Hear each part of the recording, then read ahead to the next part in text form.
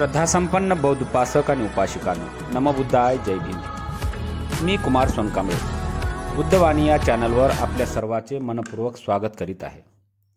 मित्रांनो, नेहमीप्रमाणे आज आपण एक सुंदर असा विषय घेऊन आलेला आहे। बुद्ध आणि त्याचा धम्म या ग्रंथामध्ये परमपूज्य बोधिसत्व डॉक्टर बाबासाहेब आंबेडकरांनी लिहिलेले आत्मा, कर्म आणि पुनर्जन्म या विषयावर चर्चा करणार आहोत। मित्रांनो, आपण या चॅनलवर नवीन असाल तर कृपया लाईक करा, सबस्क्राईब करा आणि शेअर करा। व्हिडिओ शेवटपर्यंत पाहून आपली प्रतिक्रिया आम्हाला नक्की कळवा। चला तर मित्रांनो, आत्मा, कर्म आणि पुनर्जन्म या विषयाचा प्रश्न आपण त्यावर चर्चा करणार आहोत। भगवान बुद्ध आणि त्याचा धम्म या ग्रंथाच्या परिचयात डॉक्टर बाबासाहेब आंबेडकरांनी बुद्धाचे जीवन आणि शिकवण सुसंगतपणे सादर करण्याच्या मार्गात येणारा आत्मा, कर्म आणि पुनर्जन्म या विषयाचा तिसरा प्रश्न मांडलेला आहे। तिसरा प्रश्न जे होता आत्मा, कर्म आणि पुनर्जन्म ह्या तत्वाबद्दलचा आहे। बुद्धाने आत्माचे अस्तित्व नाकारले आहेत, पण त्याने कर्म आणि पुनर्जन्म याबद्दलची तत्वे दृढया प्रतिपादन केलेली आहे असे सांगितले जाते।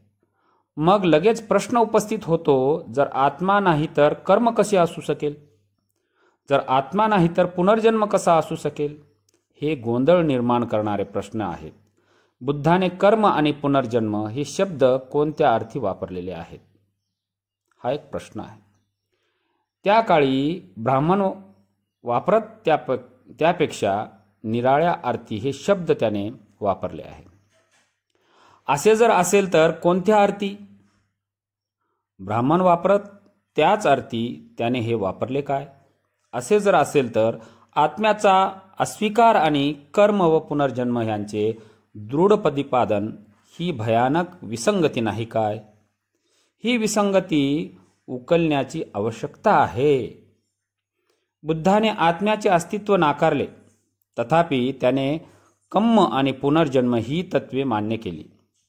डॉक्टर बाबासाहेब आंबेडकरांच्या मते आत्म्याचे अस्तित्व नाकारणे आणि पुनर्जन्म मान्य करणे यामध्ये मोठी विसंगती आहे। ही विसंगती दूर व्हावी अशी डॉक्टर बाबासाहेब आंबेडकरांची अपेक्षा होती। मित्रांनो, म्हणून आत्मा नावाची वस्तू अस्तित्वात नाही असे मान्य आहे काय? आत्म्याचे अस्तित्व अनुभवता येत नाही। व्यक्तीमध्ये नामरूप म्हणजे शरीर आणि मन यांची अनुभूती साधता येते। आत्मा नावाची वस्तू अस्तित्वात नाही।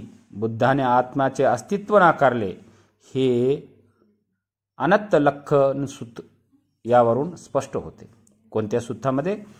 अनंत लक्षण सूत्र यावरून स्पष्ट होते। यामध्ये त्यांनी स्पष्टता दिलेली आहे। या ग्रंथातील प्रकरण 8 मध्ये अनंत लक्षण सूत्राविषयी वर्णन केलेले आहे।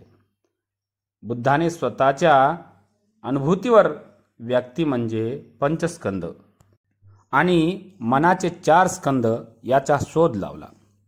बुद्धाने व्यक्ती ही असंख्य अशा सूक्ष्मतम कणांनी अर्थात कलाप हे बनविले आहे आणि हे कण नेहमीच गतिमान असतात असे सांगितले।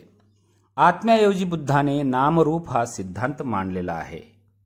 मग बुद्धाचा कर्म सिद्धांत ब्राह्मणी क्रम सिद्धांताहून भिन्न आहे का?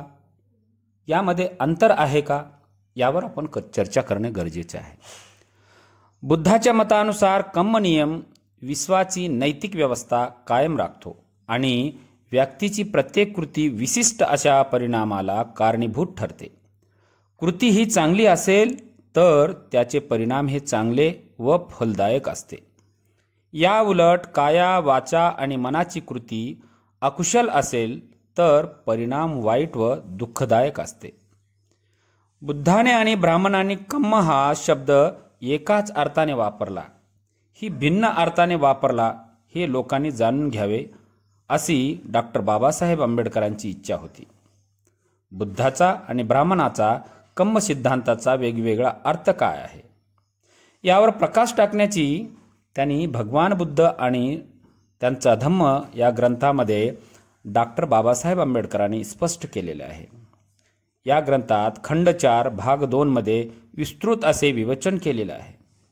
बौद्ध धम्मात कर्मसिद्धांता इतका इतर कोणत्याही सिद्धांताने गोंधळ निर्माण केलेला नाही हे स्पष्ट होते. बौद्ध धम्मात त्याचे स्थान कोणते आहे? कोणाचे? कर्मसिद्धांताचे.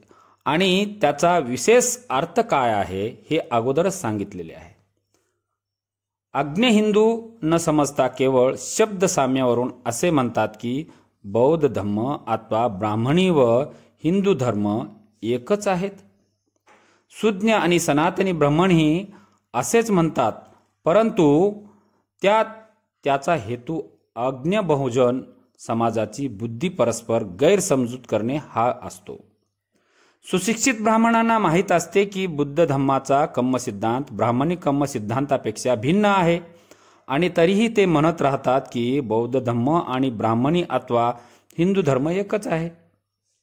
त्यांच्या द्वेषबुद्धीने चालविलेल्या अपप्रचाराला या दोन धर्मातील कर्मसिद्धांताविषयक समान परिभाषेने सहाय्य होते. म्हणून वस्तुस्थिती काय आहे याचे सूक्ष्म परीक्षण करणे आवश्यक आहे. शब्दांचे कितीही साम्य असले तरी बुद्धाच्या कर्मसिद्धांताचा अभिप्राय हा ब्राह्मणी सिद्धांताच्या अभिप्रायापेक्षा वेगळा आहे. या दोन्ही सिद्धांतात आधारभूत प्रमाणे ही इतकी भिन्न आहेत की त्यापासून निष्पन्न होणारा निष्कर्ष समान असणे शक्य नाही. हिंदू कर्मसिद्धांताची मुख्य तत्वे खालीलप्रमाणे आहेत. हिंदू कर्मसिद्धांतात हा आत्म्याच्या अस्तित्वावर आधारलेला आहे. उलट पक्षी बौद्ध धम्म आत्म्याचे अस्तित्व मानित नसल्यामुळे तो आत्म्यावर आधारलेला नाही. ब्राह्मणी कर्मसिद्धांत हा आत्म्याच्या जन्मजन्मावर आधारलेला आहे. आत्म्याचा पुनर्जन्म होतो असे मानल्यामुळे कर्म हे जन्मजन्मांतरी चालू राहते. बौद्ध धर्म आत्माच मानित नसल्यामुळे हेही बौद्ध कर्मसिद्धांतास लागू होत नाही. देहाव्यतिरिक्त आत्म्याला अस्तित्व आहे यावर हिंदू धर्म आधारलेला आहे. देह मृत झाला तरी आत्मा मरत नाही, आत्मा देहातून निघून जातो, ही विधाने बौद्ध सिद्धांताला लागू होत नाही. म्हणून बौद्ध सिद्धांत आणि ब्राह्मणी सिद्धांत वेगळा आहे. हिंदू कर्मसिद्धांताप्रमाणे माणसाने कर्म केले तर त्या कर्माचे विविध परिणाम होतात. त्याचा पहिला परिणाम म्हणजे कर्त्यावर होणारा आणि दुसरा आत्म्यावर होणारा आहे. कर्त्याचा प्रत्येक कर्माचा आत्म्यावर संस्कार होतो. जेव्हा मनुष्य मरतो आणि त्याचा आत्मा त्याला सोडून जातो त्यावेळी त्याच्या आत्म्यावर असे अनेक संस्कार झालेले असतात आणि या संस्कारामुळे पुढील जन्मी त्याला कोणते अधिकार मिळणार हे ठरत असते. हिंदूचा हा सिद्धांत आत्म्याचे अस्तित्व न मानणाऱ्या बौद्ध कर्मसिद्धांताशी विसंगत आहे, वेगळा आहे.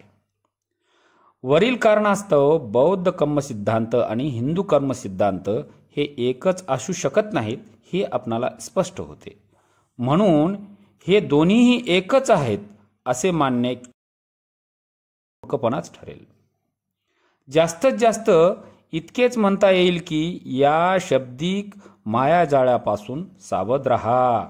अशा प्रकारे ब्राह्मणी कर्मसिद्धांत हा मुळात आत्म्याच्या अस्तित्वावर अवलंबून असल्यामुळे आणि बुद्धाने आत्म्याचे अस्तित्व अमान्य केल्यामुळे बुद्धाच्या कर्मसिद्धांतापासून पूर्णतः भिन्न आहे. मित्रांनो, हा विषय होता आत्मा, कर्म आणि पुनर्जन्म यावर आपण चर्चा केलेली आहे. नमो बुद्धाय. जय भीम.